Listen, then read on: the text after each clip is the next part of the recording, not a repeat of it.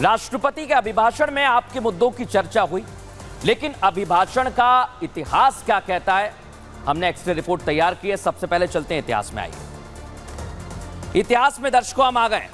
इतिहास क्या कहता है अभिभाषण से जुड़ा हुआ, आइए जरा मैं आपको दिखाता हूं। सदन को संबोधित करने की परंपरा भारतीय नहीं है, सबसे पहले यह बात जान लीजिए। ब्रिटिश पार्लियामेंट से संबोधन की परंपरा को लिया गया है, ठीक वैसे जैसे हमारे संविधान में 10 देशों की छवि दिखाई देती है। 1852 के बाद ब्रिटेन की सदन को क्वीन संबोधित करती थी। यही सिस्टम अंग्रेजों के साथ दर्शकों भारत में भी आ गया और 1919 में अंग्रेजों ने भारत सरकार अधिनियम पास किया। 1919 में ही भारत में राज्यसभा का गठन हुआ, जिसे उस समय काउंसिल ऑफ स्टेट कहा जाता था।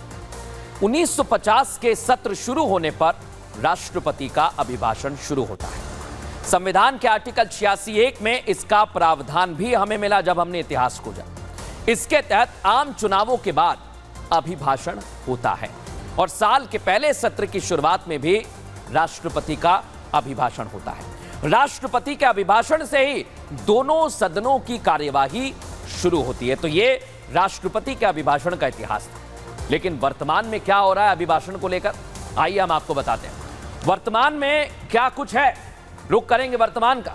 ये देखिए वर्तमान क्या कह रहा है, आइए जरा मैं आपको बता देता हूं। राष्ट्रपति ने संसद के संयुक्त सत्र को संबोधित किया। दर्शकों, आपातकाल पर द्रौपदी मुर्मू ने अपनी राय रखी। आज इतना ही नहीं, राष्ट्रपति ने देश पर थोपी गई इमरजेंसी की निंदा की और इमरजेंसी को देश के लिए काला अध्याय बताया। राष्ट्रपति की निंदा से इंडी अलायंस तिलमिला गया। विपक्ष ने अभिभाषण के दौरान हंगामा किया। इतना ही नहीं, इस हंगामे को लेकर विपक्षी नेताओं ने राष्ट्रपति पर अनर्गल आरोप भी लगा दिए और इंडी गठबंधन ने संवैधानिक पद का अपमान किया। सोचिए जरा, कांग्रेस के नेता कहते रहे, राष्ट्रपति के लिए हंगामा करते रहे, अभद्र टिप्पणी इससे पहले भी कर चुके हैं। अब सवाल यह कि विपक्ष ऐसी हरकतों से आखिर कब बाज आएगा, इसके लिए हमें भविष्य में जाना पड़ेगा। भविष्य भी बहुत कुछ कहता है। सेंगोल पर इतिहास और वर्तमान के बाद भविष्य क्या कह रहा है, आइए रुक करते हैं। हम आ गए दर्शकों भविष्य में। भविष्य क्या कह रहा है, क्या भविष्य में होने वाला दिखाइए जरा। ये देखिए, 18वीं लोकसभा में विपक्ष और हंगामा करता रहेगा। इतना ही नहीं, विपक्ष का मिजाज ऐसा ही रहा तो सदन का चलना मुश्किल है। इससे क्या होगा, देश को आर्थिक नुकसान होगा। आपके और हमारे पैसे से चलता है सदन। ग्लोबल लेवल पर भारत की छवि भी खराब हो सकती है। आम जनता की समस्याओं का, यानी आपकी और हमारी समस्याओं का हल भी नहीं निकलेगा।